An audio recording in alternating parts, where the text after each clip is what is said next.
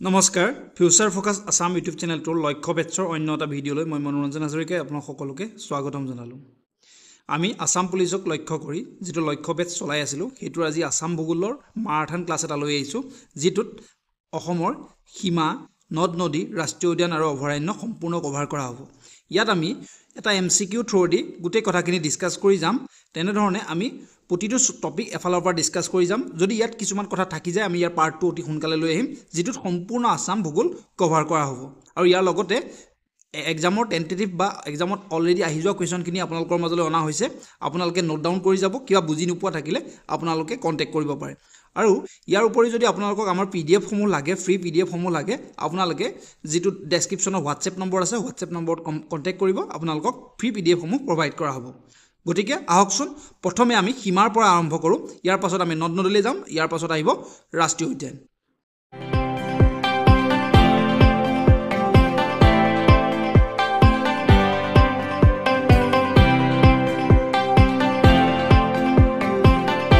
প্ৰশ্নসমূহ দেখাত ইজি যেন লাগিব পাৰে, কিন্তু তাৰ লগত যিখিনি ডাটা থাকিব সেই ডাটাখিনিয়ে বহুতকেইটা প্ৰশ্ন কভাৰ কৰিব আৰু সেই ডাটাসমূহত ভালদৰে প্ৰশ্নটো ব্ৰিফ কৰোৱা আছে। আজি এই ভিডিঅ'টোৰ প্ৰথমটো প্ৰশ্ন এনেধৰণৰ: what is the total area of Assam? অসমৰ মুঠ মাটিকালি কিমান? Option A 78,338 square kilometre, option B 74,848 square kilometre, option C 78,408 square kilometre আৰু অপশ্যন বি 78,438 স্কুৱেৰ কিলোমিটাৰ। ইয়াৰ উত্তৰটো আমি সকলোৱে জানো, 78,438 স্কুৱেৰ কিলোমিটাৰ, অৰ্থাৎ অপশ্যন ডি। আহকচোন এই বিষয়ে আমি অলপ ডিছকাছ কৰোঁ। আমি অলৰেডি গম পালোঁ অসমৰ মুঠ মাটিকালি কিমান, 78,438 স্কুৱেৰ কিলোমিটাৰ, আৰু অসমে ভাৰতৰ 2.39% মাটি কভাৰ কৰি আছে। অসম নৰ্থ ইষ্টৰ ভিতৰতে ছেকেণ্ড পজিশ্যনত in term of area cover কৰি আছে, আৰু অৰুণাচল প্ৰদেশে এৰিয়া ৱাইজত largest in north east cover কৰি আছে। আৰু একেবাৰে সৰু ষ্টেটখন হ'ল নৰ্থ ইষ্টৰ ভিতৰত ত্ৰিপুৰা, 10,486 স্কুৱেৰ কিলোমিটাৰ ত্ৰিপুৰাৰ মাটিকালি। আপোনালোকে মেপত ভালদৰে দেখিব পাব। অৰুণাচল অসমৰ ওপৰতে আছে, অৰুণাচলৰ ৰাজধানী হ'ল ইটানগৰ। আমি সকলোৱে জানো অসমৰ ৰাজধানী কি? দিছপুৰৰ লোকেশ্যন ইয়াৰ। ঠিকে আছেনে? যদি কথাখিনি ক্লিয়াৰ হ'ল আমি নেক্সট প্ৰশ্নটোলৈ যাব পাৰোঁ। Question number 2, the location of Assam is? অসমৰ লোকেশ্যনটো কি? অপশ্যনসমূহৰ ভিতৰত শুদ্ধ উত্তৰটো হ'ল অপশ্যন এ 22°19' পৰা 28°16' north Latitude and 89°42' to 96°30'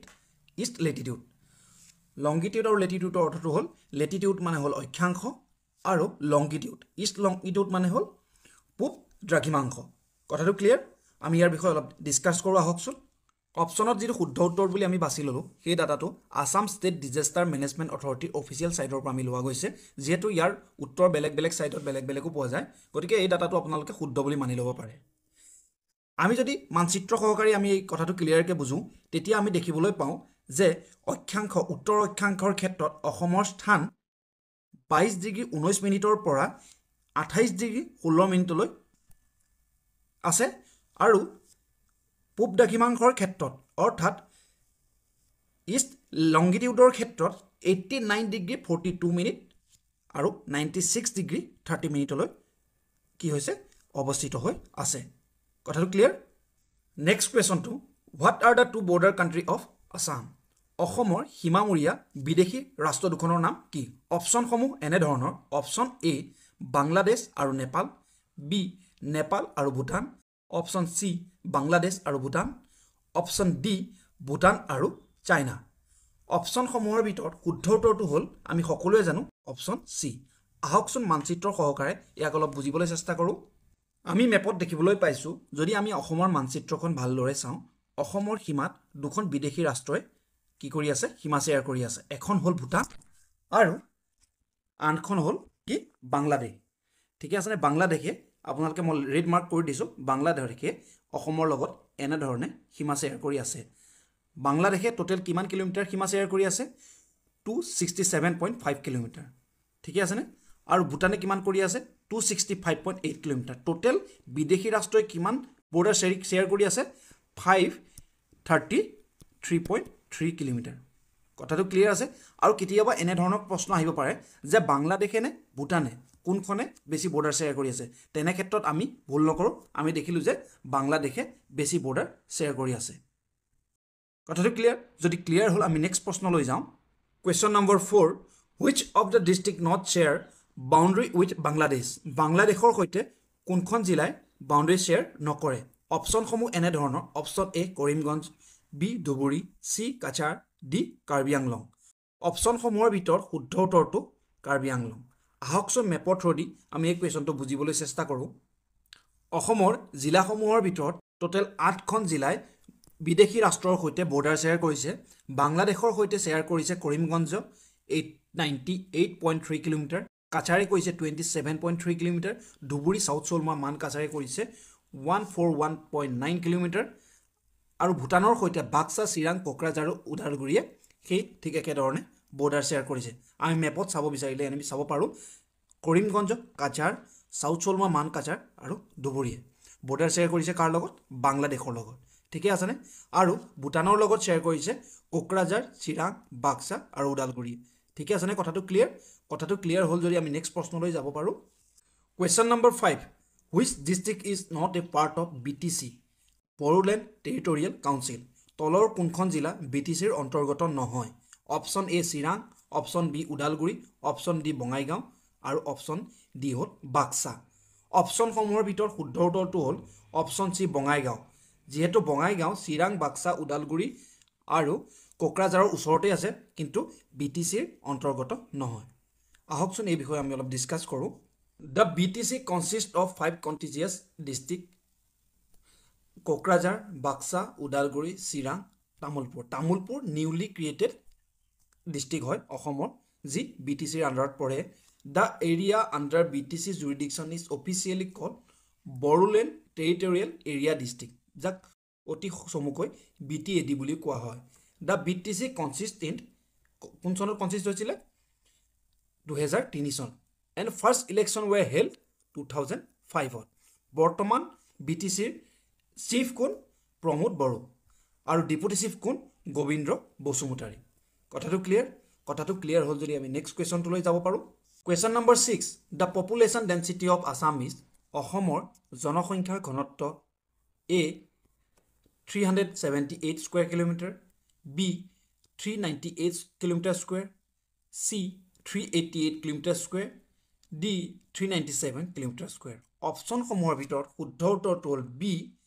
398 kilometer square বা square kilometer as per census 2011 যেহেতু 21ত সেন্সাস হোৱা নাই অসমৰ পপুলেশ্যন কিমান 3,12,05,576 জন আৰু ইয়াৰ ডেন্সিটি হ'ল 398 per square kilometer মেল 1.59 কোটি আৰু ফিমেল হ'ল 1.52 কোটি ডেন্সিটি কিমান আছে সবতকে বেছি ডেন্সিটি থকা ডিস্ট্ৰিক্টখন হ'ল কামৰূপ মেট্ৰ 1313 আৰু লোয়েষ্ট ডেন্সিটি থকা ডিস্ট্ৰিক্টখন অসমৰ কি Dima Hasao 44 per square kilometer ঠিকে আছে নে অসমৰ ভাৰত ভিত্তিত পপুলেশ্যনৰ ক্ষেত্ৰত ৰেংক হ'ল 15 নম্বৰ আৰু ইউপিত পপুলেশ্যন ডেন্সিটি সকলোতকৈ বেছি কথাটো যদি ক্লিয়াৰ হ'ল আমি নেক্সট কুৱেশ্যনটো লৈ যাব পাৰোঁ আজিৰ ভিডিঅ'টোৰ 7 নম্বৰটো প্ৰশ্ন এট প্ৰেজেন্ট মানে ডেটটো মেনশ্যন কৰি দিয়া আছে 31/3/2024 টোটেল ডিস্ট্ৰিক্ট অফ আসাম অসমৰ মুঠ ডিস্ট্ৰিক্ট কিমান আছিল অপচনসমূহৰ ভিতৰত শুদ্ধ উত্তৰটো হ'ল বি 35 অসমৰ বৰ্তমান জিলা হৈ গ'ল 35 ঠিক আছে নে আমি এই কথা অলপ ডিসকাস কৰোঁ On 25th August 2023, Assam Chief Minister Himanta Biswa Sharma announced the 4th newly created district, Biswanath, Hojai, Bojali and Tamulpur. The total number of districts কিমান আছে বৰ্তমান 35 numbers. Tamulpur হৈ গ'ল নতুন ডিস্ট্ৰিক্ট বজালি হজাই আৰু বিশ্বনাথ আমি যদি মেপত চাবলৈ বিচাৰো শোণিতপুৰ আগতে টোটেল ইমান আছিল আৰু বৰ্তমান বিশ্বনাথ যেতিয়া ভাগ হৈ গ'ল তেতিয়া শোণিতপুৰ হৈ গ'ল এইখন আৰু বিশ্বনাথ ঠিক এনে ধৰণে হৈ গ'ল ইমানখন আগতে নগাঁও আছিল ইমান নগাঁওৰ পৰা কি হৈ গ'ল হজাই ভাগ হৈ আহিলে গতিকে এই পাৰ্টটো হজাই লৈ ল'লে ঠিক এনে ধৰণে তামুলপুৰ ক'ৰ পৰা ভাগ হৈ গ'ল তামুলপুৰ হ'ল বাক্সাৰ পৰা আৰু বজালি ক'ৰ পৰা ভাগ হৈ আহিছে বৰপেটাৰ পৰা ঠিকে আছে নে কথাখিনি ক্লিয়াৰ হ'ল মেপৰ থ্ৰুদি কথাটো ক্লিয়াৰ হ'ল যদি আমি নেক্সট কুৱেশ্যনটোলৈ যাব পাৰোঁ question number 8 which of the state is not sharing the border with Assam তলৰ কোনখন ষ্টেটে অসমৰ সৈতে বৰ্ডাৰ শ্বেয়াৰ নকৰে অপশ্যনসমূহ এনে ধৰণৰ A Sikkim B Tripura C West Bengal D Manipur ইয়াৰ ভিতৰত আমি শুদ্ধ উত্তৰটো কি পালোঁ ছিকিম যিহেতু ছিকিম নৰ্থ ইষ্টাৰ্ণ ষ্টেটৰ ভিতৰত পৰে কিন্তু ছিকিমে অসমৰ সৈতে বৰ্ডাৰ শ্বেয়াৰ নকৰে ঠিকে আছেনে এই কুৱেশ্যনটো মষ্ট ৰিপিটেড কুৱেশ্যন হয় যিহেতু বহুতো পৰীক্ষাত এই প্ৰশ্নটো অহা দেখা গৈছে আহকচোন এই বিষয়লৈ আমি ডিছকাছ কৰোঁ Sikkim became 22nd state of Indian union in the year 1975 1975 চনত ছিকিম ভাৰতৰ অংশ হৈছিল ছেভেন ছিষ্টাৰ বুলি ক'লে কি বুজা যায় অৰুণাচল প্ৰদেশ আছাম মেঘালয় মণিপুৰ মিজোৰাম নাগালেণ্ড এণ্ড ত্ৰিপুৰা যি অৰুণাচল প্ৰদেশ এৰিয়াৰ ফালৰ পৰা লাৰ্জ হয় ছেকেণ্ড লাৰ্জেষ্ট আছাম অকল নৰ্থ ইষ্টৰ ভিতৰত কিন্তু এই কথাখিনি নৰ্থ ইষ্টৰ যিখন 7খন ৰাজ্য আছে ছেভেন ছিষ্টাৰ বুলি কোৱা হয় ছেভেন ছিষ্টাৰ বুলি প্ৰথমে কোনে কৈছিল জ্যোতিপ্ৰসাদ শইকীয়া ডাঙৰীয়া এই কথাটো প্ৰশ্ন হিচাপে পৰীক্ষাত আহিব পাৰে আপোনালোকে নোট কৰি ৰাখিব আৰু ছিকিম 2002 চনত নৰ্থ ইষ্ট ৰিজনৰ বা নৰ্থ ইষ্টৰ এটা পাৰ্ট হিচাপে পৰিগণিত হৈছিল ঠিকে আছেনে কথাটো কিন্তু ছিকিমক ছেভেন ছিষ্টাৰত কাউণ্ট কৰা নহয় কিন্তু নৰ্থ ইষ্ট ৰিজনত কাউণ্ট কৰা হয় আজিৰ ভিডিঅ'টোৰ 9 নম্বৰটো প্ৰশ্ন what is the height of Assam from sea level সমুদ্ৰ পৃষ্ঠৰ পৰা অসমৰ উচ্চতা কিমান অপশ্যনসমূহ এনেধৰণৰ option 78.9 metre option B 77.8 metre option C 75.8 metre option D 79.5 metre অপশ্যনসমূহৰ ভিতৰত শুদ্ধ উত্তৰটো হ'ল 79.5 মিটাৰ এই প্ৰশ্নটো বহুতো পৰীক্ষাত অহা দেখা যায় এইটো one of the most important প্ৰশ্নত আহে ঠিকে আছেনে নেক্সট কুৱেশ্যনটোলৈ যাওঁ question number 10 what is the total area of Majuli presently মাজুলীৰ সৰ্বমুঠ মাটিকালি বৰ্তমান কিমান অপশ্যনসমূহৰ ভিতৰত শুদ্ধ উত্তৰটো হ'ল অপশ্যন এ 880 স্কুৱেৰ কিলোমিটাৰ ঠিকে আছেনে 880 কিলোমিটাৰ স্কুৱেৰ বুলিও কোৱা হয় আহকচোন ইয়াৰ বিষয়ে আমি অলপ ডিছকাছ কৰোঁ মাজুলী মানচিত্ৰত মাজুলীৰ স্থান এইখিনিত মাজুলী পৃথিৱীৰ ভিতৰত সকলোতকৈ ডাঙৰ নদীদ্বীপ আৰু 2016 চনত এটা নদীদ্বীপ মাজুলীক ভাৰতৰ ভিতৰত প্ৰথমটো নদীদ্বীপ যাক ডিষ্ট্ৰিক্ট হিচাপে নামকৰণ কৰা হৈছিলে ঠিকে আছে মাজুলী ডিষ্ট্ৰিক্ট হিচাপে কিমান চনত 2016 চনত আৰু প্ৰথমটো নদীদ্বীপ যিয়ে এখন ডিষ্ট্ৰিক্ট আখ্যা পাইছিলে কথাটো ক্লিয়াৰ হ'ল যদি আমি নেক্সট কুৱেশ্যনটোলৈ যাওঁ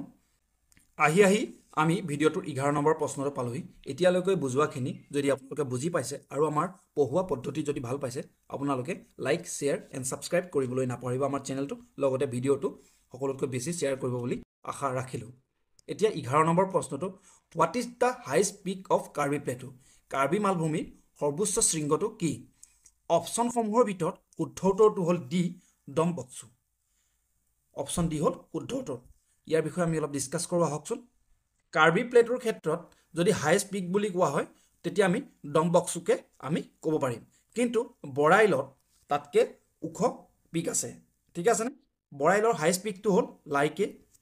ডিমা হাছাও ডিষ্ট্ৰিক্টত আছে ডিষ্ট্ৰিক্টটো মনত ৰখাটো অতি দৰকাৰ কেতিয়াবা ডিষ্ট্ৰিক্টক লৈও প্ৰশ্ন অহা দেখা যায় 1959 মিটাৰ ইয়াৰ হাইট আৰু থাইপিবাং 1866 মিটাৰ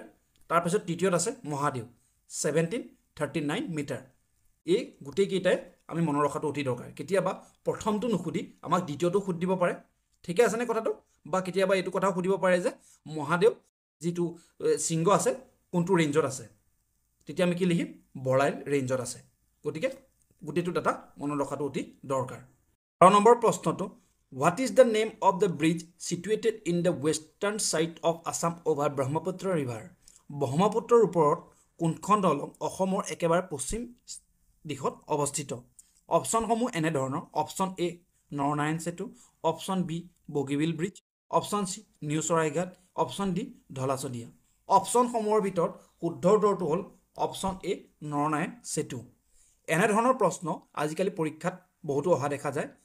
আৰু লগতে কেতিয়াবা এই দলং নিদি চিটিও সুধিব পাৰে অসমৰ কোনখন স্থিতি একেবাৰে পূবত আছে বা চিটি মানে চহৰৰ কথা কৈ আছোঁ আৰু একেবাৰে বা পশ্চিমত থকা চহৰখন কি বা পশ্চিমত থকা দলংখন কি এনেধৰণৰ প্ৰশ্ন অহা দেখা যায় গতিকে এই প্ৰশ্নটো আমি ব্ৰিফলি মেপ ষ্টাডি কৰোঁ আহকচোন মই ইণ্টাৰনেটত বহুতো মেপ চালোঁ মই কিন্তু এই মেপখনেই অলপ বুজি পাবলৈ ইজি বুলি আপোনালোকৰ বাবে লৈ আহিলোঁ আপোনালোকে কেনেকুৱানো পালে কমেণ্ট ছেকশ্যনত জনাবচোন আমি চাওঁ পূবত ব্ৰহ্মপুত্ৰৰ ওপৰত আছে বগীবিল দলং আমি ঢলা-শদিয়া কিন্তু ব্ৰহ্মপুত্ৰৰ ওপৰত নাই ঠিক আছে ঢলা-শদিয়া ব্ৰহ্মপুত্ৰৰ এটা এক্সটেণ্ডেড পাৰ্ট ব্ৰহ্মপুত্ৰখন এইখন দেখিছে ইয়াত এক্সটেণ্ডেড পাৰ্ট এটা লুইটত এই ঢলা-শদিয়া অৰ্থাৎ ভূপেন হাজৰিকা ব্ৰিজখন আছে ঠিক আছেনে বগীবিল কলীয়া ভোমোৰা চৰাইঘাট নৰনাৰায়ণ ঠিক আছেনে কথাটো চৰাইঘাট ইনগ্ৰেট কৰিছিলে 1962 গুৱাহাটীৰ সাউথ আমিনগাঁও আৰু পাণ্ডুক ই কানেক্ট কৰে নৰনাৰায়ণ সেতু 1998 ইনগ্ৰেট হৈছিল পঞ্চৰত্ন আৰু গোৱালপাৰা ই কানেক্ট কৰে কলীয়া ভোমোৰা তেজপুৰ আৰু কলিয়াবৰক কানেক্ট কৰে আৰু ইনগ্ৰেট হৈছিলে কিমান 1987 এই কুৱেশ্যনটো বহুত আহি থকা দেখা যায় যে কলীয়া ভোমোৰা কিমান চনৰ পৰা মানে ইউজেবল হৈছিলে বগীবিল ইনগ্ৰেট কৰিছিলে 2018 চনত আৰু ধেমাজি আৰু ডিব্ৰুগড় কানেক্ট কৰি আছে বগীবিল দলঙে কথাটো ক্লিয়াৰ যদি আমি নেক্সট কুৱেশ্যনটোলৈ যাব পাৰোঁ 13 নম্বৰ প্ৰশ্নটো state bird of Assam is অসমৰ জাতীয় পক্ষী কি অপশ্যনসমূহৰ ভিতৰত শুদ্ধ উত্তৰটো হ'ল অপশ্যন চি হোৱাইট উইং ডাক বা দেওহাঁহ ঠিক আছেনে হোৱাইট উইং ডাক বুলিও কেতিয়া অপশ্যনত আহিব পাৰে আপোনালোকে কনফিউজ হ'ব নালাগে আহকচোন এই বিষয়ে অলপ ডিছকাছ কৰোঁ state animal of Assam one on rhino বা শিঙাগড় যাক 4 এপ্ৰিল 2003 ষ্টেট এনিমেল বুলি আখ্যা দিয়া হৈছিল ষ্টেট ফ্লাৱাৰ কি ফক্সটেইল অৰ্কিড বা কপৌ ফুল যাক 4 এপ্ৰিল 2003 ষ্টেট ফ্লাৱাৰ হিচাপে আখ্যা দিয়া হৈছিল ষ্টেট ট্ৰি হলং ঠিক আছেনে একেই ডেটত ষ্টেট ট্ৰি হিচাপে আখ্যা দিয়া হৈছিল আৰু state aquatic animal of Assam Gangetic river dolphin বা যাক আমি থলুৱা ভাষাত শিহু বুলিও জানো 5 এপ্ৰিল 2008 চনত ষ্টেট একুৱাটিক এনিমেল বুলি আখ্যা দিয়া হৈছিল গতিকে নেক্সট প্ৰশ্নটোলৈ যাব পাৰোঁ আজি ভিডিঅ'টোৰ 14 নম্বৰ প্ৰশ্নটো what is the লিটাৰেচি rate of Assam অসমৰ সাক্ষৰতা হাৰ কিমান অপশ্যনসমূহৰ ভিতৰত শুদ্ধ উত্তৰটো হ'ল অপশ্যন ডি 72.19% আহকচোন এই বিষয়ে অলপ ডিছকাছ কৰোঁ সাক্ষৰতাৰ হাৰৰ ফালৰ পৰা 2011 চনৰ চেঞ্চাছ অনুসৰি অসমৰ পুৰুষৰ সাক্ষৰতা হাৰ হ'ল 77.85% আৰু মহিলাৰ সাক্ষৰতা হাৰ হ'ল 66.27% আৰু জিলা ভিত্তিত কামৰূপ মেট্ৰই প্ৰথম স্থান দখল কৰিছে আৰু তাৰ পাছত যোৰহাট শিৱসাগৰ এনেধৰণে গৈ আছে কিন্তু একেবাৰে লিটাৰেচি ৰেট কম য'ত সাক্ষৰতাৰ হাৰ একেবাৰে কম ক'ত ধুবুৰী ডিষ্ট্ৰিক্টে একেবাৰে তলত সাক্ষৰতা হাৰৰ ক্ষেত্ৰত স্থান দখল কৰিছে কেৰেলা যি 94% লৈ পেলাই 94% পাই সাক্ষৰতাৰ ক্ষেত্ৰত টপ পজিশ্যন দখল কৰিছে ভাৰত ভিত্তিত কথাটো ক্লিয়াৰ আমাৰ অসমৰ কোনখন ডিষ্ট্ৰিক্টে সকলোতকৈ বেছি সাক্ষৰতা হাৰ আছে কামৰূপ মেট্ৰ' আৰু সকলোতকৈ কম ধুবুৰী কথাটো ক্লিয়াৰ নেক্সট কুৱেশ্যনটোলৈ যাব পাৰোঁ আজি ভিডিঅ'টোৰ অন্তিমটো প্ৰশ্ন in term of area which district of Assam has the maximum wetland মাটিকালি দিশৰ পৰা অসমৰ কোনখন জিলাত সকলোতকৈ বেছি আৰ্দ্ৰভূমি আছে অপশ্যনসমূহ এনেধৰণৰ option A Jorhat option B Dibrugarh option C Sonitpur option D Dima Hasao অপশ্যনসমূহৰ ভিতৰত শুদ্ধ উত্তৰটো হ'ল অপশ্যন বি ডিব্ৰুগড়ত সকলোতকৈ বেছি আৰ্দ্ৰভূমি আছে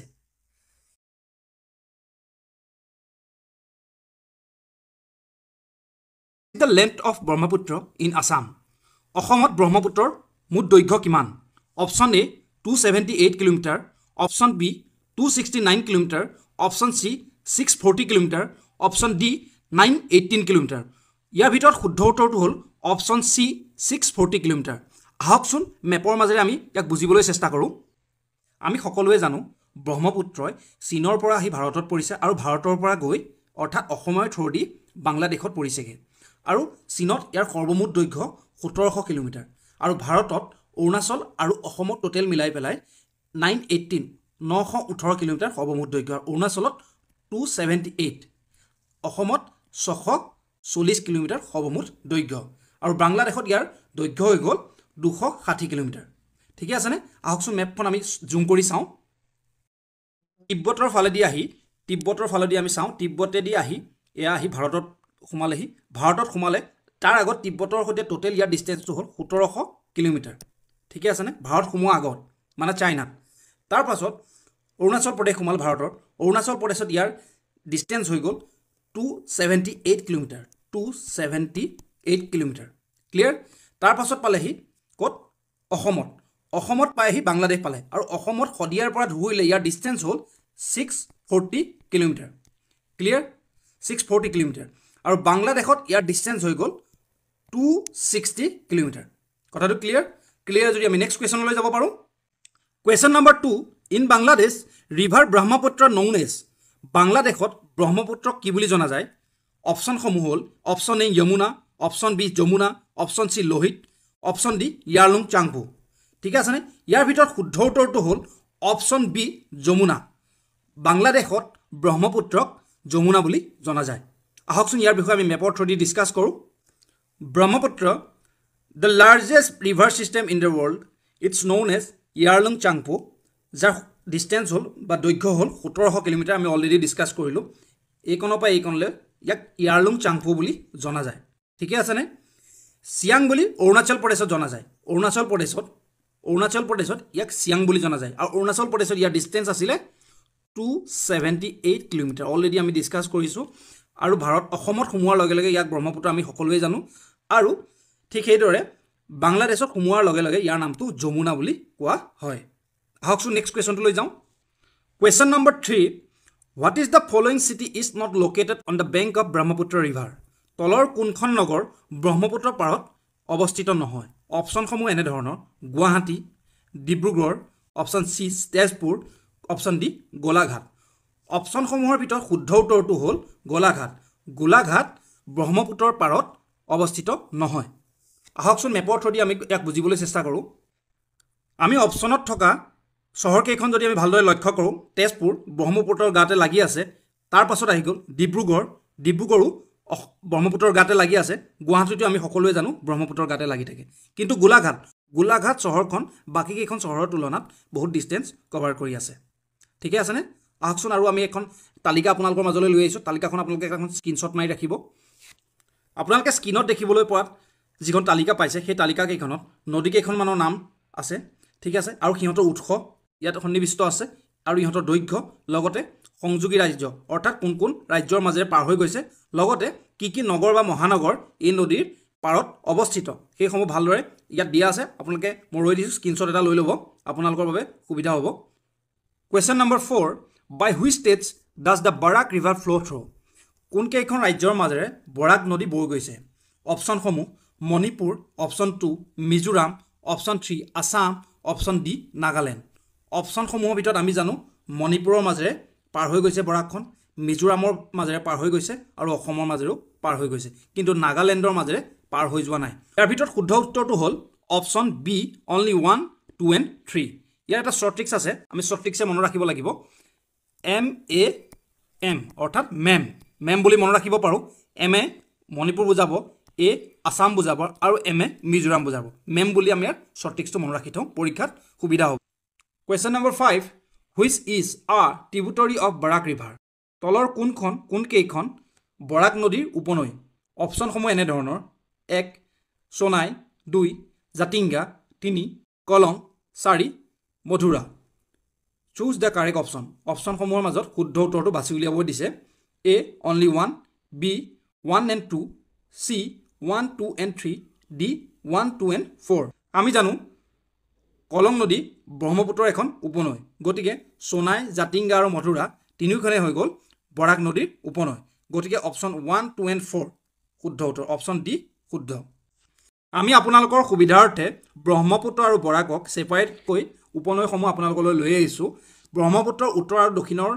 উপনৈসমূহৰ বিষয়ে বহু প্ৰশ্ন অহা দেখা যায় গতিকে উত্তৰে আছে সোৱণশিৰি ৰঙানদী ডিক্ৰং বুৰৈ বৰগাং জীয়াভৰলি ধনশিৰি পুথিমাৰি মানাস বেকি আই সংকোচ এইকেইখনে হ'ল মেইন ট্ৰিবিউটৰী ক'ৰ নৰ্থৰ ঠিক সেনেধৰণে দক্ষিণৰো কেইখনমান মেইন ট্ৰিবিউটৰী আছে কাৰ ব্ৰহ্মপুত্ৰৰ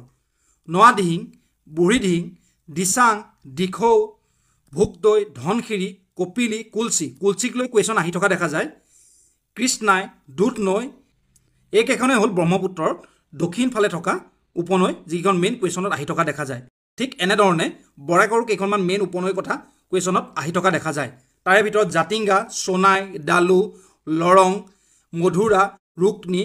কাটাখালি ধলেশ্বৰী চিংলা আৰু লংগাই ঠিকে আছেনে এই কুৱেশ্যনখিনি আপোনালোকৰ পৰীক্ষাত ৰিপিট হোৱাৰ বহুত চান্স আছে গতিকে এটা স্ক্ৰীনশ্বট মাৰি ৰাখিব আহকচোন নেক্সট কুৱেশ্যনটো লৈ যাওঁ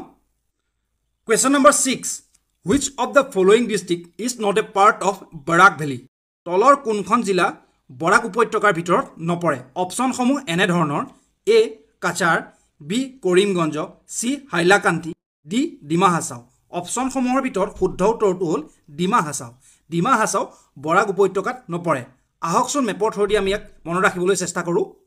বৰাক অসমৰ দ্বিতীয় বৃহত্তম নদী প্ৰণালী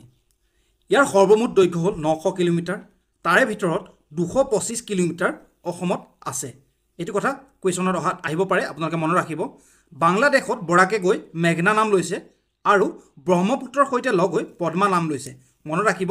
ব্ৰহ্মপুত্ৰৰ সৈতে লগ হৈ বৰাকে পদ্মা নাম লৈছে একদম মোষ্ট ইম্পৰ্টেণ্ট কুৱেশ্যন আমি যদি কুৱেশ্যনটোৰ থ্ৰুদি চাওঁ কাছাৰ কৰিমগঞ্জ আৰু হাইলাকান্দি এই তিনিখন জিলা অসমৰ বৰাক উপত্যকাত পৰে ডিমা হাছাও ইয়াৰ ওপৰত আছে কিন্তু ডিমা হাছাও বৰাক উপত্যকাত নপৰে এইটো মনত ৰাখিবলৈ এটা চিম্পল ট্ৰিক আপোনালোকলৈ লৈ আহিছোঁ আপোনালোকে IPL যদি চাই আপোনালোকে CSK এটা সবৰে ফেভাৰিট এটা টিম পাইছে CSK কিন্তু আমি যদি মনত ৰাখিবলৈ অকণমান এইটো চেঞ্জ কৰি দিওঁ CH এছৰ জেগাত HK চেন্নাই হাইলাকান্দি কিংছ ঠিকে আছেনে বস্তুটো অকণমান ফানি হয় বাট মনত ৰাখিবলৈ এইবোৰ ট্ৰিক যদি ইউজ কৰে পৰীক্ষাত আপোনালোকৰ ভুল নহয় আহকচোন নেক্সট কুৱেশ্যনটো লৈ যাওঁ question number 7 what is the largest south bank tributary of Brahmaputra ব্ৰহ্মপুত্ৰৰ দক্ষিণ পাৰৰ সকলোতকৈ ডাঙৰ উপনৈ কি অপশ্যনসমূহ এনে ধৰণৰ option A Kopili option B Subansiri option C Lohit option D Dihang অপশ্যনসমূহৰ ভিতৰত শুদ্ধ উত্তৰটো হৈ গ'ল অপশ্যন এ কপিলী ব্ৰহ্মপুত্ৰৰ দক্ষিণ পাৰৰ সকলোতকৈ ডাঙৰ উপনৈ কুৱেশ্যনটো মষ্ট ইম্পৰ্টেণ্ট আৰু ৰিপিটেড কুৱেশ্যন প্ৰশ্নটোৰ সামঞ্জস্য কিছুমান ডাটা আমি মনত ৰাখিবলৈ চেষ্টা কৰিম ঠিক একেদৰে সোৱণশিৰি নদী ব্ৰহ্মপুত্ৰৰ উত্তৰ পাৰৰ আটাইতকৈ ডাঙৰ উপনৈ লগতে ব্ৰহ্মপুত্ৰৰো আটাইতকৈ ডাঙৰ উপনৈ ব্ৰহ্মপুত্ৰৰ আটাইতকৈ ডাঙৰ উপনৈ কি সোৱণশিৰি নদী ঠিকে আছেনে সোৱণশিৰি নদীক গ'ল্ড ৰিভাৰ বুলিও জনা যায় মষ্ট ইম্পৰ্টেণ্ট আপোনালোকে নোট কৰি ৰাখিব ব্ৰহ্মপুত্ৰৰ জলধাৰাৰ 7.92% পানী সোৱণশিৰি নদীয়ে যোগদান ধৰে সোৱণশিৰি নদী লখিমপুৰ আৰু ধেমাজিৰ মাজেৰে বৈ গৈছে সোৱণশিৰি নদীয়ে ব্ৰহ্মপুত্ৰৰ চবতকৈ বেছি পানী যোগান ধৰে সোৱণশিৰি নদীৰ লোকেশ্যনটো আমি যদি মেপত চাবলৈ চেষ্টা কৰোঁ এয়া আছে লখিমপুৰ আৰু ইয়াত আছে ধেমাজি লখিমপুৰ আৰু ধেমাজিৰ মাজেৰে সোৱণশিৰি পাৰ হৈ গৈছে ঠিক একেধৰণে কপিলী যি ব্ৰহ্মপুত্ৰৰ দক্ষিণ পাৰৰ সকলোতকৈ ডাঙৰ উপনৈ আমি মেপত যদি চাব বিচাৰোঁ তাৰ লোকেশ্যনটো এইখিনিতে ঠিকে আছেনে নেক্সট কুৱেশ্যনটোলৈ যাব পাৰোঁ নেক্সট কুৱেশ্যনটো most repeated question crude oil was found in Assam for the first time in which bank of the river তলৰ কোনখন নদীৰ পাৰত অসমত প্ৰথম খাৰুৱা তেলৰ সন্ধান পোৱা গৈছিল অপশ্যনসমূহ এনে ধৰণৰ option A Dhansiri option B Kopili option C Dihang আৰু অপশ্যন ডি বুঢ়ীদিহিং আমি সকলোৱে জানো ইয়াৰ শুদ্ধ উত্তৰটো বুঢ়ীদিহিং নদীৰ পাৰত অসমত প্ৰথমে খাৰুৱা তেলৰ সন্ধান পোৱা গৈছিল question number 9 which river known as জায়ু অথবা জায়ুল চু তলৰ কোনখন নদীৰ নাম জায়ু বা জায়ুল চু বুলি জনা যায় অপশ্যনসমূহ এনে ধৰণৰ option A Ai option B Lohit option C Manas option D Kolong শুদ্ধ উত্তৰটো হৈ গ'ল অপশ্যন বি লোহিতৰ আন এটা নাম জায়ু আই নদী ৰিলেটেড এটা প্ৰশ্ন অহা দেখা যায় আই নদীৰ পাৰৰ হাগ্ৰামা ব্ৰীজৰ তলত ডুইজিং ফেষ্টিভেল পতা হয় ঠিকে আছেনে বস্তুটো ৰিপিটেড হয় গতিকে মনত ৰাখিব লোহিত নদীৰ লোকেশ্যনটো আমি দেখিছোঁ ব্ৰহ্মপুত্ৰৰ এখন উপনৈ হয় লোহিত নদী এখন ব্ৰহ্মপুত্ৰৰ উপনৈ ভূপেন হাজৰিকা দলং বা ভূপেন হাজৰিকা বা ধলাশদিয়া যি ব্ৰিজ আছে সেই লোহিত নদীৰ ওপৰতে আছে ইয়াক তিব্বতত কংগ্ৰী গাপ্ৰ যি ৰেঞ্জ আছে কংগ্ৰী গাপ্ৰ ৰেঞ্জত ইয়াক জায়ু ৰিভাৰ বুলি জনা যায় ঠিকে আছেনে যেতিয়া লোহিত নদী বৈ আহে তেতিয়া লেটেৰাইট ছইল বা লেটেৰাইট মাটিৰ সৈতে মিলন হৈ ইয়াৰ ৰং হৈ পৰে ৰঙা গতিকে ইয়াক ৰিভাৰ অফ ব্লাড ৰঙা ৰঙৰ পানী হোৱাৰ বাবে ৰিভাৰ অফ ব্লাড বুলি জনা যায় এইখিনিতে আপোনালোকলৈ এটা মেছেজ দিওঁ যে আমাৰ এটা টেলিগ্ৰাম চেনেল আছে ফিউচাৰ ফ'কাছ আছাম অফিচিয়েল বুলি তাত ৰেগুলাৰ মক টেষ্ট আৰু ফ্ৰী PDF আজি যেনেকৈ এই ভিডিঅ'টো আমি ৰেকৰ্ড কৰিলোঁ ইয়াৰো PDF আপোনালোকে এই টেলিগ্ৰাম চেনেলটোত উপলব্ধ হ'ব আৰু সম্পূৰ্ণ সকলো ফ্ৰী গতিকে আপোনালোকে সেই টেলিগ্ৰাম চেনেলটোত অতি সোনকালে জইন হৈ লওক আৰু যদি আমাৰ ভিডিঅ'টো পঢ়োৱা বা আমাৰ ক্লাছটো আজি ভাল পাইছে তেনেহ'লে লাইক আৰু ছাবস্ক্ৰাইব কৰিবলৈ নাপাহৰিব আহকচোন প্ৰশ্নৰ মাজলৈ ঘূৰি যাওঁ 10 নম্বৰ প্ৰশ্ন which river in Assam has the highest number of dolphin অসমৰ কোনখন নদীত আটাইতকৈ বেছি শিহু পোৱা যায় অপচনসমূহ এনে ধৰণৰ option A Kopili option B Subansiri option C Kulsi option D Manas অপচনসমূহৰ ভিতৰত শুদ্ধ উত্তৰটো হ'ল option C Kulsi Question number 11 Which river flow through the heart of Nagaon urban area Nagaon town Nagaon চহৰৰ সোঁমাজেদি পাৰ হৈ যোৱা নদীখন কি অপচনসমূহ এনে ধৰণৰ option A Kolong option B Burhidihing option C Kopili option D Dibang অপচনসমূহৰ ভিতৰত শুদ্ধ উত্তৰটো হ'ল অপচন এ কলং আহকচোন এই বিষয়ে অলপ ডিসকাস কৰোঁ কলং হ'ল ব্ৰহ্মপুত্ৰ নদীৰ এখন উপনৈ যি জখলাবন্ধাৰ হাতীমুৰা অঞ্চলৰ পৰা পৃথক হৈ গুৱাহাটীৰ ওচৰৰ কলং পাৰত লগ হৈছেগৈ ইয়াৰ মুঠ দৈৰ্ঘ্য 250 কিলোমিটাৰ বা 160 মাইল নগাঁও ডিস্ট্ৰিক্ট হৈ পেলাই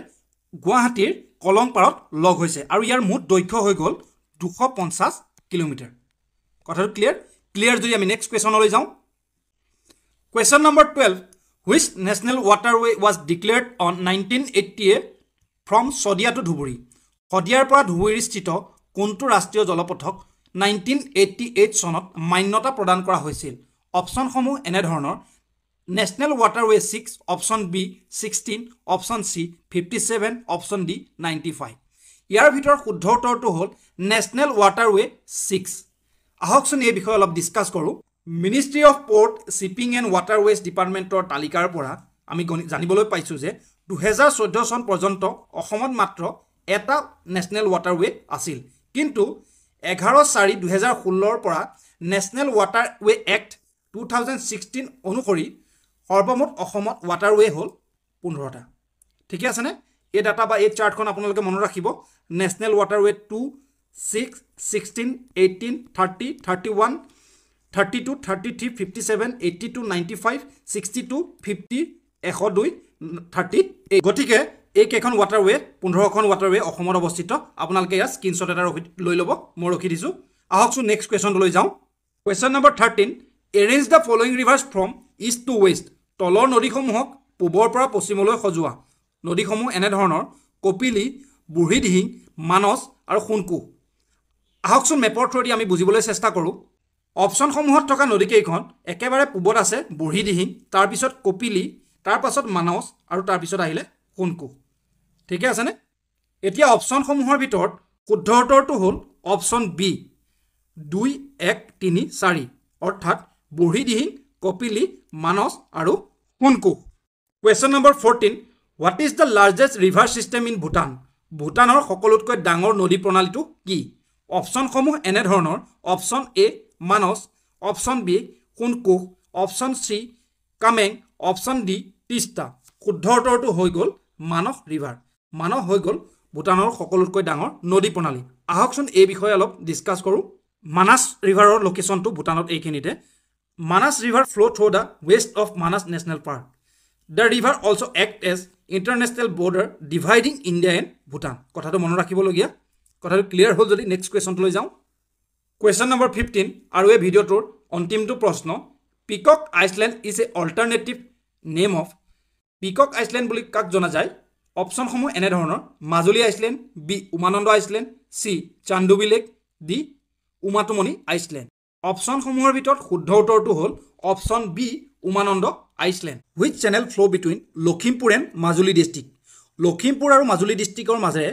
কোনটো খুঁটি প্ৰবাহিত হয় অপচনসমূহ এনে ধৰণৰ অপচন এ বুঢ়ী খুঁটি অপচন বি খেৰকটীয়া খুঁটি অপচন সি কলং খুঁটি অপচন ডি নান ইয়াৰ ভিতৰত শুদ্ধ উত্তৰটো হ'ল অপচন বি খেৰকটীয়া খুঁটি আহকচোন ইয়াৰ বিষয়ে আমি অলপ ডিসকাস কৰোঁ মেপত দেখিলে আমি ভালদৰে বুজিব পাৰোঁ যে ওপৰত আছে লখিমপুৰ ডিস্ট্ৰিক্ট আৰু তলত আছে এয়া মাজুলী ডিস্ট্ৰিক্ট আৰু লখিমপুৰ ডিস্ট্ৰিক্টক এয়া খেৰকটীয়া খুঁটিয়ে ডিভাইড কৰিছে ঠিকে আছেনে কথাটো ক্লিয়াৰ হ'ল ওপৰত আছে লখিমপুৰ ডিস্ট্ৰিক্ট আৰু তলত আছে এয়া মাজুলী ডিস্ট্ৰিক্ট ঠিক আছে নে আমি নেক্সট কোৱেশ্যনটো লৈ যাব পাৰোঁ question number 2 when did Chandubi lake was formed Chandubi লেকৰ সৃষ্টি কেতিয়া হৈছিল অপচনসমূহ এনে ধৰণৰ option A 1890 option B 1897 option C 1836 option D 1994 ইয়াৰ ভিতৰত শুদ্ধ উত্তৰটো হ'ল অপচন বি 1897 আহকচোন চান্দুবি লেকৰ বিষয়ে আৰু অলপ ডিছকাছ কৰোঁ। 1897 চনৰ 12 জুনৰ প্ৰবল ভূমিকম্পৰ ফলত চান্দুবি লেকৰ সৃষ্টি হৈছিল। বৰ্তমান কামৰূপ জিলাত ইয়াৰ অৱস্থিতি। 1897ৰ আগত এই ঠাইখনত 5খন পাহাৰ অৱস্থিতি আছিল বুলি স্থানীয় লোকৰ মাজত কথিত আছে। আমি যি চান্দুবি লেক আজি দেখিবলৈ পাইছোঁ 1897 চনৰ আগত ইয়াত 5খন পাহাৰ আছিল বুলি স্থানীয় লোকে কয়। আহকচোন নেক্সট কুৱেশ্যনটোলৈ যাওঁ। Next question, which type of soil is not a part of Assam? তলৰ কোন প্ৰকাৰৰ মাটি অসমৰ প্ৰকাৰ নহয়? অপশ্যনসমূহ এনেধৰণৰ। অপশ্যন এ আলুভিয়েল বা পলসুৱা, অপশ্যন বি পিডমন বা পাদভূমি, অপশ্যন চি হিল ছইল বা পাহাৰুৱা ছইল, অপশ্যন ডি চেলাইন বা খাৰুৱা। ইয়াৰ ভিতৰত শুদ্ধ উত্তৰটো হ'ল চেলাইন বা খাৰুৱা মাটি। খাৰুৱা মাটি অসমৰ ভাগৰ ভিতৰত নপৰে। আহকচোন ইয়াৰ বিষয়ে অলপ আমি ডিছকাছ কৰোঁ। অসমৰ মাটিৰ বৈশিষ্ট্যৰ ওপৰত অসমৰ মাটিক 5টা ভাগত ভাগ কৰা হৈছে। আলুভিয়েল ছইলক 2টা ভাগত ভাগ কৰা হৈছে, য়ং আলুভিয়েল আৰু অ'ল্ড আলুভিয়েল। তাৰপাছত পিডমন ছইল, হিল ছইল আৰু লেটেৰাইট ছইল। এই 5টা ভাগত অসমৰ ভূমিক ভাগ কৰা হৈছে। আহকচোন নেক্সট কুৱেশ্যনটোলৈ যাওঁ। Question number 4, from which district Barak river entered into Assam from Manipur? Barak নদী মণিপুৰৰ পৰা অসমলৈ কোনখন জিলাৰ মাজেদি প্ৰৱেশ কৰে? অপশ্যনসমূহ এনেধৰণৰ। Option A Cachar, option B Dima Hasao, option C Karimganj, option D Hailakandi. ইয়াৰ ভিতৰত শুদ্ধ উত্তৰটো হ'ল অপশ্যন এ কাছাৰ। আহকচোন মেপৰ থ্ৰুদি আমি বুজিবলৈ চেষ্টা কৰোঁ। আমি অসমৰ মেপখন যদি ভালদৰে লক্ষ্য কৰোঁ, ওপৰত আছে এয়া ব্ৰহ্মপুত্ৰ ৰিভাৰ আৰু ঠিক তাৰ তলত আছে বৰাক নদী। আৰু বৰাক নদী প্ৰৱেশ কৰিছে মণিপুৰৰ পৰা হৈ প্ৰথমে কাছাৰ ডিষ্ট্ৰিক্টত প্ৰৱেশ কৰিছে। তাৰ পাছত হাইলাকান্দি আৰু ঠিক তাৰ পাছত কৰিমগঞ্জ। কৰিমগঞ্জৰ পাছত বাংলাদেশত প্ৰৱেশ কৰিছে আৰু বাংলাদেশত 2টা ভাগত বিভক্ত হৈছে চুৰমা আৰু কুচিয়াৰা। ঠিকে আছে, কথাটো ক্লিয়াৰ হ'ল। যদি আমি নেক্সট কুৱেশ্যনলৈ যাব পাৰোঁ। এইবাৰ আপোনালোকৰ মাজলৈ অসম লোকসেৱা আয়োগত অহা এটা কুৱেশ্যন লৈ আহিছোঁ। Question number 5, which one of the following is not an agro climatic zone of Assam? তলৰ কোনটো অসমৰ কৃষি জলবায়ু অঞ্চলৰ ভিতৰত অন্তৰ্ভুক্ত নহয়? Option A north bank plain zone, option B upper Brahmaputra valley zone, option C central Brahmaputra valley zone, option D lower Barak valley zone. ইয়াৰ ভিতৰত শুদ্ধ উত্তৰটো যিটো অন্তৰ্ভুক্ত নহয় সেইটো হ'ল option D lower Barak valley zone. আহকচোন ইয়াৰ বিষয়ে অলপ ডিছকাছ কৰোঁ। অসমৰ এগ্ৰ ক্লাইমেটিক জ'ন বা কৃষি জলবায়ু অঞ্চলক কেইটা ভাগত ভাগ কৰা হৈছে? 6টা ভাগত ভাগ কৰা হৈছে। আমি মেপৰ থ্ৰুদি যদি বুজিবলৈ চেষ্টা কৰোঁ, সেউজীয়া ৰং বা গ্ৰীণ কালাৰ যি কৰি থোৱা আছে সেয়া হ'ল লোৱাৰ ব্ৰহ্মপুত্ৰ ভেলী জ'ন। ঠিক সেইদৰে পাৰ্পুল কালাৰ কৰি থোৱাখিনি নৰ্থ বৰাক প্লেইন জ'ন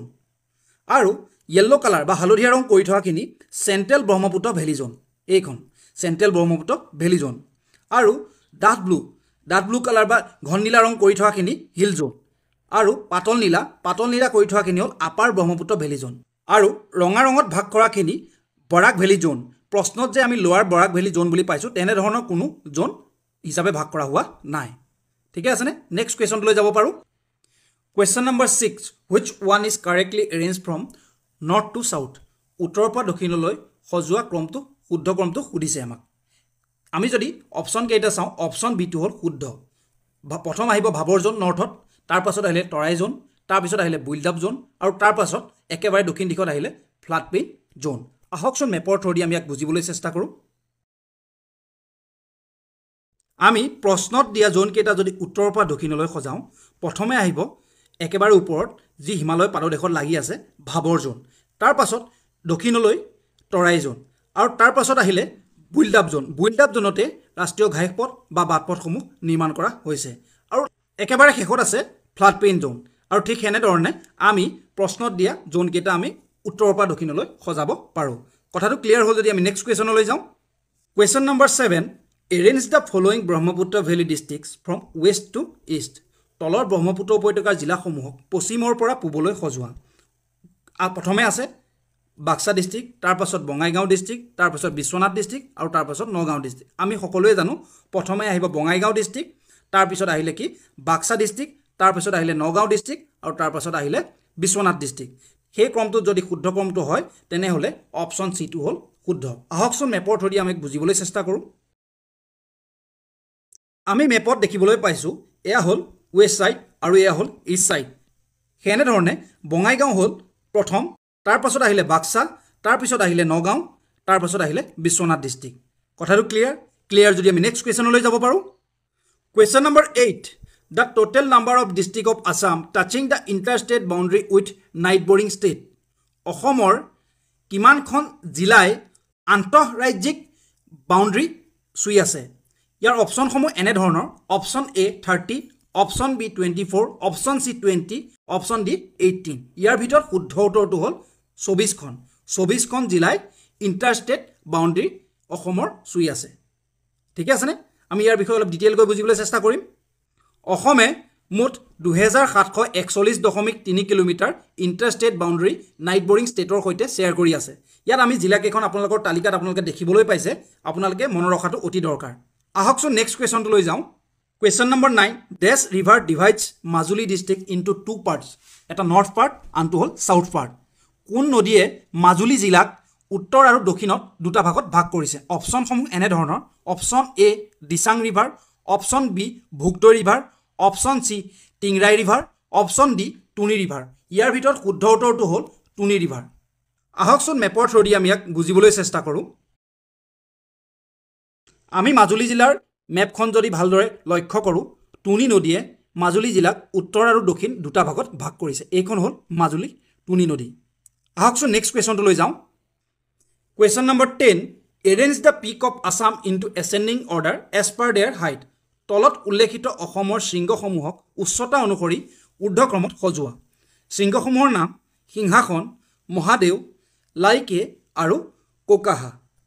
অপশ্যনসমূহৰ ভিতৰত শুদ্ধ উত্তৰটো হ'ল উত্তৰ এ প্ৰথমে আহিব সিংহাসন তাৰ পাছত আহিব কোকাহা তাৰ পাছত আহিব মহাদেউ আৰু একেবাৰে শেষত আহিব লাইকে অৰ্থাৎ লাইকে উচ্চতা সকলোতকৈ বেছি আহকচোন ইহঁতৰ উচ্চতাখিনি আমি ভালদৰে ডিছকাছ কৰোঁ বৰাইল ৰেঞ্জত থকা লাইকেৰ উচ্চতা হ'ল 1959 মিটাৰ আৰু বৰাইল ৰেঞ্জতে থকা মহাদেউ উচ্চতা হ'ল 1739 মিটাৰ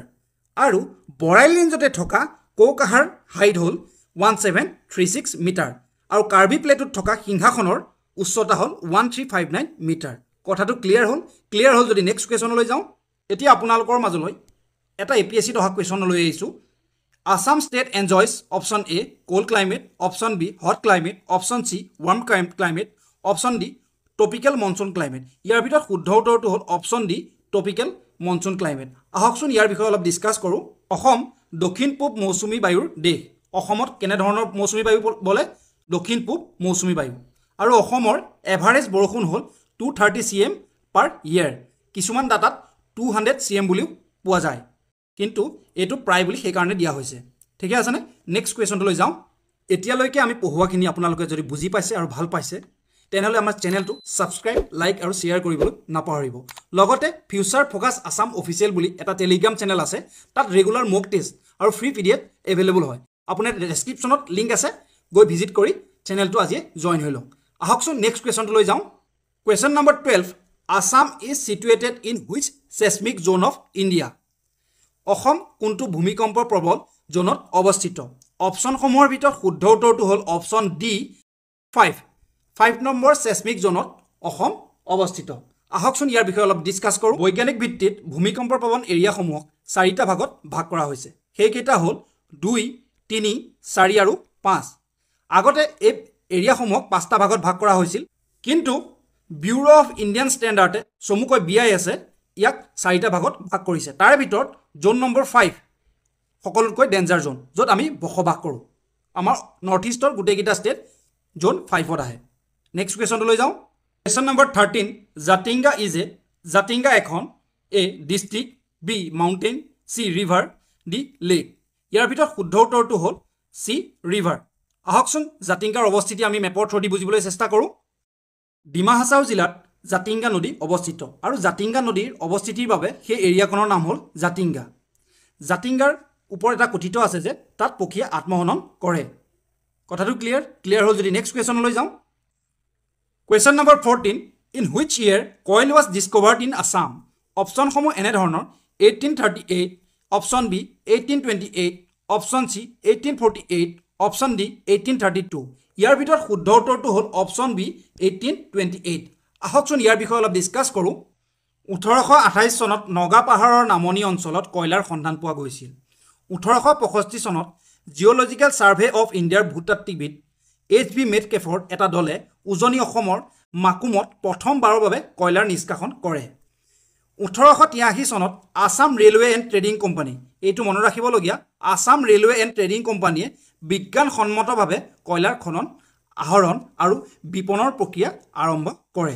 কথাটো মনত ৰাখিবলগীয়া কোনে কয়লা আহৰণ কৰে Assam railway and trading company কথাটো ক্লিয়াৰ যদি নেক্সট কুৱেশ্যনটো লৈ যাওঁ আজি ভিডিঅ'টোৰ অন্তিমটো প্ৰশ্ন কলিয়াজান ইজ ফেমাছ ফৰ কলিয়াজান কিহৰ বাবে বিখ্যাত অপশ্যনসমূহৰ ভিতৰত শুদ্ধ উত্তৰটো হ'ল লাইমষ্টোন অৰ্থাৎ চূণশিলৰ বাবে কলিয়াজান বিখ্যাত মেপত যদি আমি বোকাজানৰ অৱস্থিতি চাবলৈ চেষ্টা কৰোঁ বোকাজান আছে পূব কাৰ্বি আংলং জিলাত আৰু পূব কাৰ্বি আংলং জিলাৰ একেবাৰে উত্তৰ পাৰত বোকাজান অৱস্থিত ঠিকে আছেনে কথাটো ক্লিয়াৰ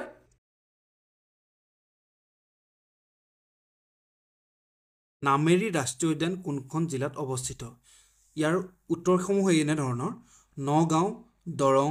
শোণিতপুৰ শিৱসাগৰ আপোনালোকে যোনে এই কুৱেশ্যনটোৰ এনচাৰটো জানে কমেণ্ট ছেকশ্যনত জনাব মই শুদ্ধ উত্তৰটো কৈ দিছোঁ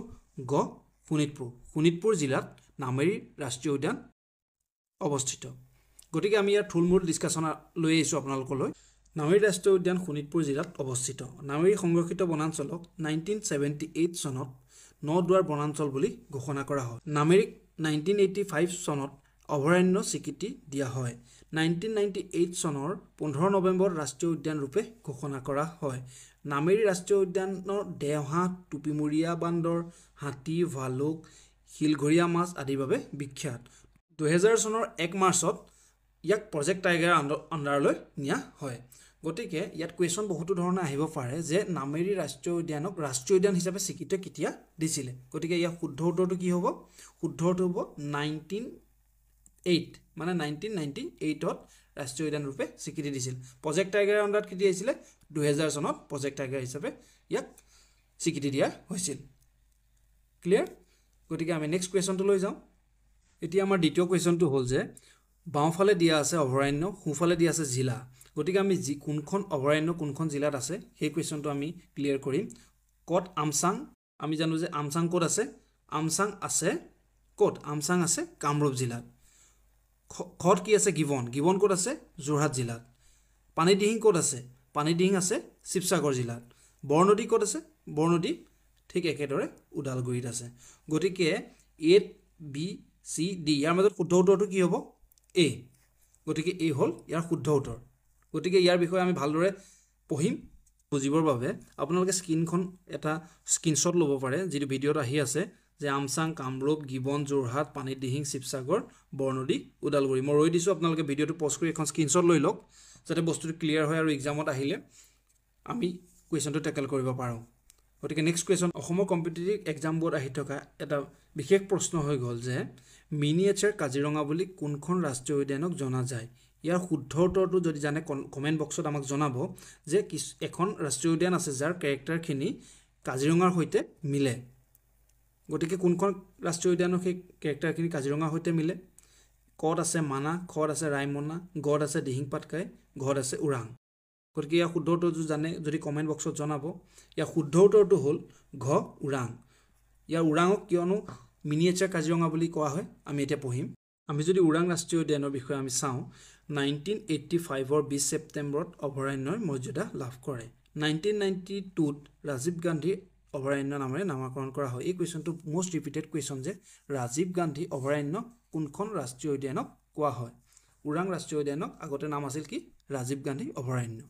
1999ৰ 13 এপ্ৰিলত ৰাষ্ট্ৰীয় উদ্যান ৰূপে ঘোষণা কৰা হয় গড়ৰ সংখ্যাৰ ফালৰ পৰা কাজিৰঙাৰ পিছতে ওৰাং ৰাষ্ট্ৰীয় উদ্যানৰ স্থান গতিকে ইয়াক সেইবাবে মিনিয়েচাৰ কাজিৰঙা বুলি নামকৰণ কৰা হৈছিল ক্লিয়াৰ ওৰাং ৰাষ্ট্ৰীয় উদ্যানক কিয় মিনিয়েচাৰ কাজিৰঙা কোৱা হয় গড়ৰ সংখ্যাৰ ফালৰ পৰা কাজিৰঙাৰ পিছতে ওৰাঙৰ স্থান ক্লিয়াৰ গতিকে নেক্সট কুৱেশ্যনটো লৈ আগবাঢ়ো ইয়াৰ পাছত এটা মোষ্ট ৰিপিটেড কুৱেশ্যন অসমৰ একমাত্ৰ ৰামচৰ সাইটটো কোনটো অসমৰ একমাত্ৰ ৰামচৰ সাইট এটা আছে ইয়াৰ অপশ্যনখিনি চাওঁ দীপৰ বিল দিহিং পাটকাই ৰায়মনা চক্ৰশিলা ইয়াৰ শুদ্ধ উত্তৰটো যদি জানে কমেণ্ট বক্সত প্লিজ জনাব ইয়াৰ শুদ্ধ উত্তৰটো হ'ল ক দীপৰ বিল হ'ল অসমৰ একমাত্ৰ ৰামচৰ সাইট এই বিষয়ে আমি কুৱেশ্যনটো আমাৰ পেজতো দিছোঁ গতিকে আমাৰ পেজটো আছে ফিউচাৰ ফ'কাছ আছাম গতিকে আপোনালোকে পেজটোতো যাব তাতো আমি মোষ্ট ইম্পৰ্টেণ্ট কুৱেশ্যনখিনি আমি ডে বাই ডে দি থাকোঁ গতিকে ফিউচাৰ ফ'কাছ আছাম ফেচবুক পেজটো আপোনালোকে ফ'ল' কৰি ল'ব নেক্সট কুৱেশ্যনটোলৈ আমি আগবাঢ়োঁ আৰু দীপৰ বিলৰ বিষয়েও আমি অলপ ডিছকাছ কৰিম 1971 চনত গঠিত ইৰাণৰ ৰামছৰ চহৰৰ সৰোবৰ সন্মিলনে কামৰূপ মহানগৰৰ জিলাত অৱস্থিত দীপৰ বিলক 2002 চনত ৰামছৰ ছাইট হিচাপে ঘোষণা কৰে 1989 চনত দীপৰ বিলক পক্ষী অভয়াৰণ্য হিচাপে ঘোষণা কৰে ইয়াৰ পৰা আমি দুটা কুৱেশ্যন আমি পাই যাওঁ দীপৰ বিলক কেতিয়া অভয়াৰণ্য বুলি ঘোষণা কৰা হৈছিল ফাৰ্ষ্ট কুৱেশ্যন সেকেন্ড কুৱেশ্যন ৰামছৰ ছাইট হিচাপে দীপৰ বিলক কেতিয়া ঘোষণা কৰা হৈছিল ক্লিয়াৰ আৰু এটো কথাও আহে যে কুৱেশ্যন এটা ৰিপিট হৈ যে দীপৰ বিল কোনখন জিলাত অৱস্থিত দীপৰ বিল কোনখন জিলাত অৱস্থিত বুলি ক'লে আমি উত্তৰ দিম কি কামৰূপ ওকে মই কথাটো ক্লিয়াৰ হৈছে গতিকে আমি নেক্সট কুৱেশ্যনটোলৈ যাওঁ কোনখন অভয়াৰণ্য সোণালী বান্দৰৰ কাৰণে বিখ্যাত ইয়াৰ অপচনখিনি হৈ গ'ল পবিতৰা চক্ৰশিলা লাওখোৱা আৰু গিবন ইয়াৰ শুদ্ধ উত্তৰটো জানে কমেণ্ট বক্সত আমাক জনাব ইয়াৰ শুদ্ধ উত্তৰটো হ'ল খ চক্ৰশিলা চক্ৰশিলা সোণালী বান্দৰৰ বাবে বিখ্যাত ইয়াৰ বিষয়ে আমি আলোচনা কৰোঁ চক্ৰশিলা কোকৰাঝাৰ আৰু ধুবুৰী জিলাত অৱস্থিত চক্ৰশিলাক 1994ত অভয়াৰণ্য ৰূপে ঘোষণা কৰা হয় গতিকে চক্ৰশিলাৰ স্থানটো হ'ল কোকৰাঝাৰ আৰু ধুবুৰী জিলাৰ মাজত আৰু ইয়াক অভয়াৰণ্য বুলি কেতিয়া স্বীকৃতি দিয়া হৈছিল 1994 দুইটা কুৱেশ্যন ৰিপিট হ'ব পাৰে গতিকে আমি নেক্সট কুৱেশ্যনটো লৈ যাওঁ নেক্সট কুৱেশ্যনটো হ'ল পূবৰ আমাজন বুলি কোনখন ৰাষ্ট্ৰীয় উদ্যানক জনা যায় ইয়াৰ অপচনখিনি হ'ল নামেৰি নামদফা ডিব্ৰু চৈখোৱা আৰু দিহিং পাটকাই যদি শুদ্ধ উত্তৰটো জানে কমেণ্ট বক্সত জনাব ইয়াৰ শুদ্ধ উত্তৰটো হ'ল ঘ দিহিং পাটকাইক পূবৰ আমাজন বুলি জনা যায় গতিকে ইয়াৰ বিষয়ে আমি বিতংকৈ ডিছকাছ কৰোঁ এতিয়া দিহিং পাটকাইৰ বিষয়ে আমি চাওঁ 2004 চনত দিহিং পাটকাইক বন্যপ্ৰাণী অভয়াৰণ্য হিচাপে স্বীকৃতি দিয়া হয় দিহিং পাটকাই জয়পুৰ দিহিং আৰু ডিৰক বৰ্ষাৰণ্য এই তিনিটা অংশ মিলি গঠিত হৈছে 2020 চনৰ 13 ডিচেম্বৰ তাৰিখে অসম চৰকাৰে ইয়াক ৰাষ্ট্ৰীয় উদ্যানলৈ প্ৰস্তাৱিত কৰে আৰু 2021 চনৰ 9 জুন তাৰিখৰ এক ৰাজপত্ৰিত নিৰ্দেশৰ যোগেদি ৰাষ্ট্ৰীয় উদ্যান ঘোষিত কৰা হয় গতিকে দিহিং পাটকাই এই টপিকটোৰ পৰা কুৱেশ্যন কি ৰিপিট হ'ব পাৰে কি ৰেইন ফৰেষ্ট মিলি দিহিং পাটকাই স্থাপিত হৈছে জয়পুৰ দিহিং ডিৰক বৰ্ষাৰণ্য গতিকে ক্লিয়াৰ হ'ল সেকেন্ড কথাটো হৈ গ'ল যে কিমান তাৰিখে ৰাষ্ট্ৰীয় উদ্যানলৈ উন্নীত কৰা হ'ল 2021 চনৰ 9 জুন তাৰিখে এতিয়া কুৱেশ্যনটো হ'ল যে ক অংশৰ লগত খ অংশটো আমি মিলাব লাগে হোলোঙা পাৰ গিবন ক'ত আছে হোলোঙা পাৰ গিবনত কি জীৱ জন্তুৰ বাবে বিখ্যাত আমি জানো হলৌ বান্দৰৰ বাবে বিখ্যাত গতিকে অপচনত থকা ক লগত মিলিব 4টো ঠিক আছে তাৰপিছত নামেৰিটো চোৱাৰ আগত আমি চাম ৰাইট সাইডে আমাৰ কি জীৱ জন্তুৰ কথা কৈছে ৰাইট সাইডে কৈছে সোণালী বান্দৰ কোনখনত আমাৰ অপচনত থকা আছে চক্ৰশিলা গতিকে চক্ৰশিলা আৰু সোণালী বান্দৰ ক্লিয়াৰ তাৰ পাছত আহিলে বনৰীয়া মহৰ বাবে কি বিখ্যাত বুলি আমি জানো বনৰীয়া মহৰ বাবে কি বিখ্যাত বাৰু বনৰীয়া মহৰ বাবে পাভ অভয়াৰণ্য বিখ্যাত ক্লিয়াৰ তাৰ পাছত আহিলে দেওহা ক'ত পোৱা যায় নামেৰি শোণিতপুৰ জিলাত অৱস্থিত নামেৰি ৰাষ্ট্ৰীয় উদ্যানত দেওহাৰ বাবে বিখ্যাত গতিকে আমি এতিয়া অপচনৰ ফালে চাম এইটো কেনসেল হৈ গৈছে আমি বিটো চাম ক 4 গতিকে খ 3 গ 1 ঘ কি 2 গতিকে অপচন 2 টো কাৰেক্ট আৰু আমি স্ক্ৰিনত এটা আপোনালোকৰ অপচনখিনি ক্লিয়াৰ কৰি লৈ আহিছোঁ আপোনাৰ ভিডিঅ'টো পজ কৰি এটা স্ক্ৰিনশ্বট লৈ ল'ব যাতে বস্তুটো ক্লিয়াৰ হয় এক্সামত এই কুৱেশ্যনটো টেকেল কৰিবৰ বাবে আপোনালোকৰ ইজি হয় পঢ়াৰ মাজতে আমি ইয়াত এটা আপোনালোকৰ হোমৱৰ্ক লৈ আহিছোঁ কেতিয়া ডিব্ৰু চৈখোৱাক বায়োস্ফিয়াৰ ৰিজাৰ্ভ হিচাপে স্বীকৃতি দিয়া হৈছিল ইয়াৰ শুদ্ধ উত্তৰটো আপোনালোকে আমাক কমেণ্ট ছেকশ্যনত জনাব বুলি আশা ৰাখিলোঁ আৰু কমেণ্ট ছেকশ্যনৰ পৰা আমি শুদ্ধ উত্তৰটো কি হয় আমি নেক্সট ভিডিঅ'ত আপোনাক ভালদৰে জনাই দিম গতিকে নেক্সট কুৱেশ্যনটো আমি আৰু নেক্সট টপিকটো ভালদৰে ডিছকাছ কৰা হওক কোনে প্ৰথম অসমত সোণালী বান্দৰৰ অৱস্থিতি ধৰা পেলাইছিল ইয়াৰ শুদ্ধ উত্তৰবোৰ হ'ব সলিম আলী এম কৃষ্ণান এডৱাৰ্ড পিচাৰ্ড গি মহাৰাণা চৌধুৰী ইয়াৰ শুদ্ধ উত্তৰটো আপোনালোকে জানে যদি কমেণ্ট ছেকশ্যনত জনাব ইয়াৰ শুদ্ধ উত্তৰটো হ'ল এডৱাৰ্ড পিচাৰ্ড গি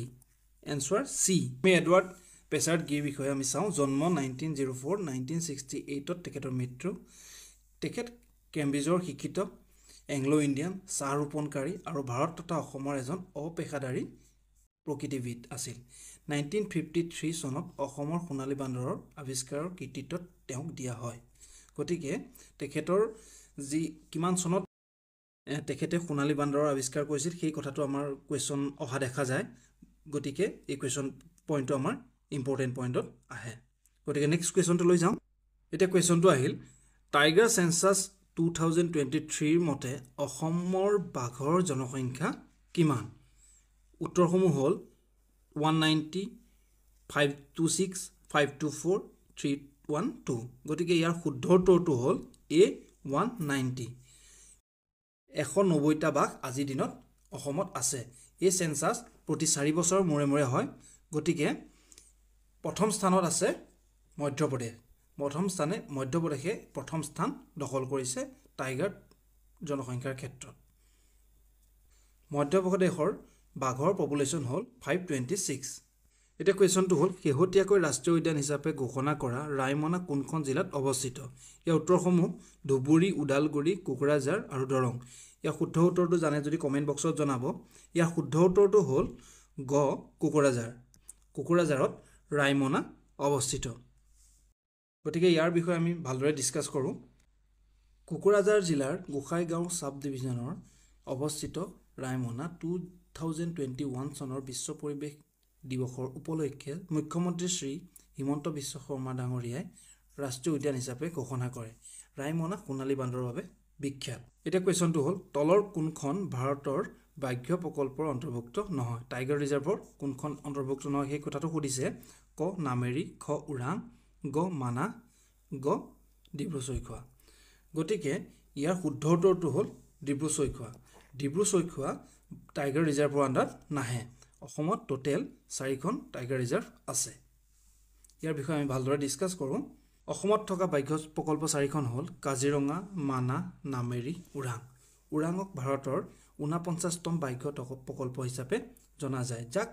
national tiger conservation authority NTCA, এই কথাটো আহি থাকে, NTCA 2016 চনত ঘোষণা কৰে। NTCA ওৰাং ৰাষ্ট্ৰীয় উদ্যানক ব্যাঘ্ৰ প্ৰকল্প বুলি 2016 চনত ঘোষণা কৰে। বৰ্তমান ভাৰতত 54খন ব্যাঘ্ৰ প্ৰকল্প আছে। একেবাৰে শেহতীয়াকৈ ৰাজস্থানৰ ধলপুৰ কৰলি ব্যাঘ্ৰ প্ৰকল্পক এখন ব্যাঘ্ৰ প্ৰকল্প হিচাপে ঘোষণা কৰে। ইয়াৰ পিছৰ কুৱেশ্যনটো হ'ল, শেহতীয়াকৈ প্ৰস্তাৱিত বিহালী অভয়াৰণ্য কোনখন জিলাত অৱস্থিত? ইয়াৰ এনচাৰসমূহ শোণিতপুৰ, বিশ্বনাথ, লখিমপুৰ, নগাঁও। ইয়াৰ শুদ্ধ উত্তৰটো পাৰে যদি কমেণ্ট ছেকশ্যনত আমাক জনাওক। ইয়াৰ শুদ্ধ উত্তৰটো হ'ল বিশ্বনাথ। নৱগঠিত ডিষ্ট্ৰিক্ট বিশ্বনাথ জিলাত বিহালী অভয়াৰণ্য অৱস্থিত। ইয়াৰ পাছৰ কুৱেশ্যনটো হ'ল, অসমৰ ৱৰ্ল্ড হেৰিটেজ ছাইট দুটা কি? অসমৰ ৱৰ্ল্ড হেৰিটেজ ছাইট দুটাত অপশ্যনত আছে কাজিৰঙা, মানাহ,